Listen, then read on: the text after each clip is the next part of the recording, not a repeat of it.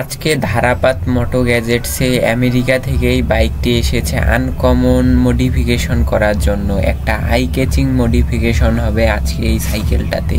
প্রথমে আমার ম্যানেজার সাইকেলটা কুরিয়ার থেকে নিয়ে আসে আমাদের গ্যারেজে। এখানে আমার অদক্ষ টেকনিশিয়ানরা তাদের পছন্দের খাবার বানাইতেছিল, এগুলো না খেলে নাকি তারা এনার্জি পায় না ঠিকঠাক মতো। বাইকটাতে racing plug, racing CDI, quick throttle use করা হবে যাতে এই বাইকটা দেখতে একদম সাপড়ির মতো লাগে।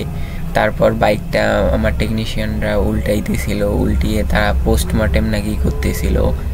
গ্যারেজে কারেন্ট না থাকায় একজন টেকনিশিয়ান মুখ দিয়ে হাওয়া দিতেছিল সাইকেলে।